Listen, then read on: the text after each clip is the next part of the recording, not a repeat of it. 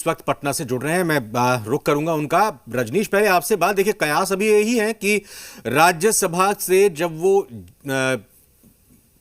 चुन लिए जाते हैं, अगर जो कि संभावित लग रहा है, तो सुशील मोदी को केंद्र में मंत्री के तौर पर एक बड़ी जिम्मेदारी मिल सकती है।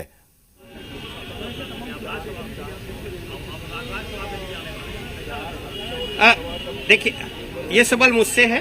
हाँ रजनीश, आप ही से।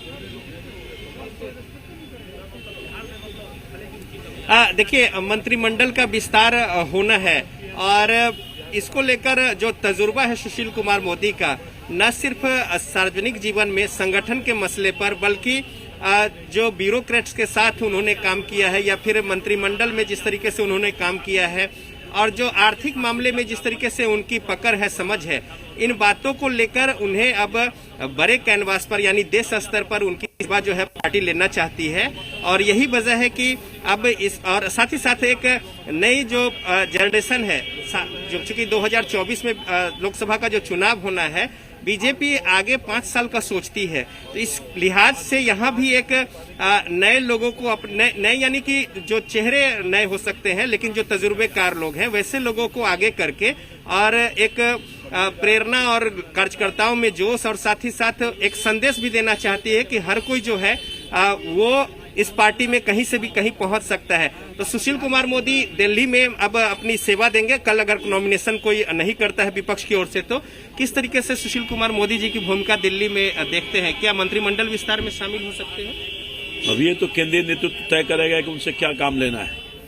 और पहले भी माननीय सुशील मोदी जी लोकसभा के मेंबर की हैसियत से बिहार की सेवा की है और अभी राज्यसभा के मेंबर हो जाएंगे वो, और निश्चित तौर पर बिहार को ज़्यादा नज़दीक और करीब से संगठन के माध्यम से, नेता प्रतिपक्ष के माध्यम से और मुख्यमंत्री के माध्यम से काफ़ी स्टडी है, तो मैं समझता हूँ उसका लाभ मिलेगा बिहार को इनके दिल्ली जाने से। एक शुरुआत में लग रहा था कि कहीं न कहीं सुशील कुमार मोदी जो ट्वीट किए थे कि कार्यकर्ता का पद हमसे कोई नहीं छीन सकता, तो ऐसा लग रहा था कि कहीं कुछ मलाल है, लेकिन अब राज्यसभा के लिए नामित हुए, उसके बाद नॉमिनेशन हुआ, तो क्या लग रहा है अंदर खाने तो कुछ न कुछ बातें चल रही, क्योंकि बीजेपी बड़ा प्लान्ड वे में काम करती है। देखिए, मैं समझता हूँ कि भारतीय जनता पार्टी एक ऐसी पार्टी है जो बहुत बारीकी से अपने कार्यकर्ताओं को हमेशा सम्मान दिया है, छोटे से बड़े कार्यकर्ताओं को। और बीजेपी ही पार्टी है जहाँ हर कुछ संभव है,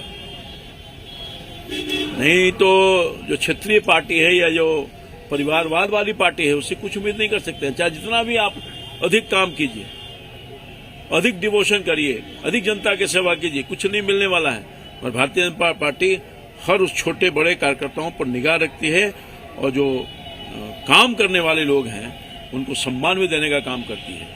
यही तो फर्क है भारतीय जनता पार्टी और दूसरी पार्टियों में। एक किसी दूसरी पार्टियों में तो देखा उन्हें बहुत सारी पार्टियों का 44-45 साल का सार्वजनिक जीवन हो गया, तो लंबे काल से मैंने देखा है। तो भारतीय जनता पार्टी में मैंने एहसास किया है कि यहाँ कुछ भी संभव है। आपको अगर ईमानदार कर्मठ कार्यकर्ता के रूप में, समर्पित कार्यकर्ता के भाव से काम कर रहे हैं तो उसका इनाम भी मिलेगा और बहुत लोगों को इनाम मिला है। तो जाहिर तौर पे सुशील कुमार मोदी की जिस तरीके से पैठ है, न सिर्फ सार्वजनिक जीवन में, संगठन में, बल्कि उनके जो अनुभव है सरकार के अलग अलग विभागों को देखते हुए जो काम किया है, इसको लेकर ऐसे में उन्हें नजरअंदाज करना बिल्कुल बहुत मुश्किल है। नजरअंदाज करना, रुपेंद्र को भी नजरअंदाज हम नहीं कर सकते क्योंकि उनके पास भी इस वक्त कुछ खबर है और उनसे जानना चाहेंगे।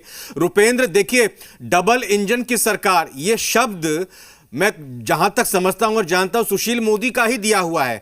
डबल इंजन की सरकार में अब तक उनकी वो एक तरह से कहें कि बिहार के इंजन को संभाल रहे, तो और ऐसी उम्मीद है और सब लोग चाह भी यही रहे हैं कि सुशील मोदी अब डबल इंजन के दूसरे इंजन को यानी केंद्र में जाकर संभालें और फिर न सिर्फ देश को बल्कि बिहार की भी सेवा करें। देखिए, पहले डबल इंजन की सरकार में नरेंद्र मोदी और नीतीश कुमार की बात होती थी। नीतीश कुमार और नरेंद्र मोदी को कहा जाता था कि डबल इंजन की सरकार है, लेकिन अब बीजेपी ने जो एक इंजन है अब सुशील मोदी के माध्यम से नीतीश कुमार को दे दिया है और उस इंजन को यानी सुशील मोदी को अब वो केंद्र में ले जा रहे हैं। अब पूरी तरह से कहा जाए कि बिहार की डबल इंजन की जो सरकार है अब वो काम करेगी। बिहार में हमारे साथ जीवेश मिश्रा जो हैं हमारे साथ जीवेश मिश्रा बिहार सरकार के मंत्री हैं।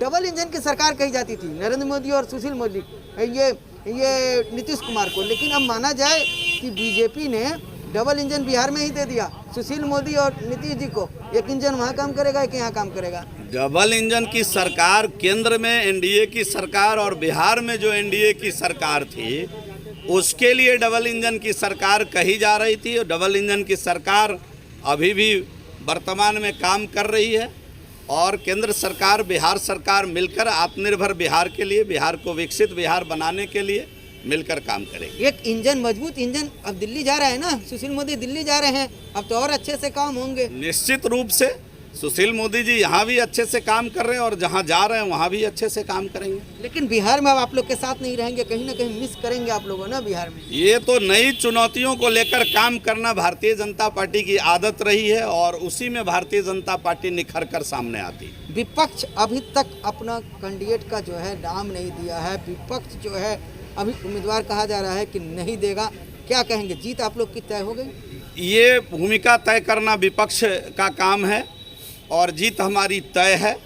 वो कैंडिडेट दें या ना दें, दोनों ही परिस्थिति में जीत हमारी तय है। जेडीयू कह रही है कि पहले तो 12 तारीख को हम लोगों ने विपक्ष को आउट किया, उसके बाद अध्यक्ष, विधानसभा अध्यक्ष में पद जिस दिन था चुनाव उस दिन आउट किया। अगर खड़ा करता है तो इस बार भी हम आउट करेंगे, इसमें कोई शक नहीं। जीवेश मिश्रा से मेरा एक सवाल लीजिएगा रुपेंद्र, जल्दी से। जो बयानबाजी हो रही है उसको लेकर के। अब बयानबाजी विपक्ष के पास काम ही नहीं है। सकारात्मक भूमिका में बिहार की विपक्ष नहीं है, बिहार के विपक्ष के पास कोई काम नहीं है, इसलिए वो अपने बयानबाजी करके चर्चा में बने रहना चाहते हैं बस। रविंद्र सवाल बताएं। सवाल ये कि एलजेपी के पूर्व अध्यक्ष रामविलास पासवान जी के निधन के बाद ये सीट खाली हुई। हालांकि बीजेपी की तरफ से ये सीट दी गई थी उनको जो पहले तय हुआ था, लेकिन अब आखिर क्यों एलजेपी के किसी व्यक्ति को चुना नहीं गया? क्योंकि चिराग पासवान तो लगातार कहते हैं मेरा एनडीए के साथ, बीजेपी के साथ दिल्ली में गठबंधन है। जी जरूर, इस सवाल को मंत्री जी से हम पूछेंगे। एक बात बताइए मंत्री जी, बीजेपी ने रामविलास पासवान जी को भेजा था। रामविलास पासवान जी के मृत्यु होने के कारण खाली हो गई सीट और एलजेपी कहती है कि हम हनुमान हैं नरेंद्र मोदी जी को, हम अब बीजेपी के साथ हैं। तो फिर आप लोगों ने रामविलास जी के पार्टी से किसी को क्यों नहीं भेजा? ये शीर्ष नेतृत्व का काम है, इसका जवाब शीर्ष नेतृत्व से मिलेगा। हम समझते हैं कि शीर्ष नेतृत्व ने जो भूमिका तय की है वो आपस में मिल बैठकर की होगी। आगे एलजेपी के साथ रहेगा, ये भी शीर्ष नेतृत्व का काम है और निश्चित रूप से साथ हैं, साथ लेकर चलने का प्रयास करेंगे। रविंद्र, देखिए कि जीवेश मिश्रा जी प्रवक्ता विधायक पार्टी के थे, अब मंत्री बन गए हैं, लेकिन उनके जो बयान देने का जो अंदाज है वो जो है उसी तरह के हैं और उन्होंने साफ तौर पर सवाल को है शीर्ष नेतृत्व पर टाल दिया है। जी बहुत बहुत धन्यवाद रुपेंद्र, आपका बहुत बहुत शुक्रिया रजनीश। लेकिन साथ ही साथ आपसे कहेंगे कि हमारे सहयोगी ने बात की जब नामांकन दाखिल किया गया सुशील मोदी की तरफ से, उप मुख्यमंत्री रेणु देवी भी वहां गई थी और उसके बाद जब बात करने के दौरान क्या कुछ कहा वो आपको सुनाते हैं। उन्होंने सम्मान करके अपने एक कार्यकर्ता को, जिन्होंने बिहार के विकास के लिए माननीय सुशील कुमार मोदी जी ने जो काम किया है उसको अगर आप बढ़िया से समझते हैं, करते हैं, तो आप हमें सहयोग करके और निश्चित रूप से हमें भेज रहे हैं कि हमारे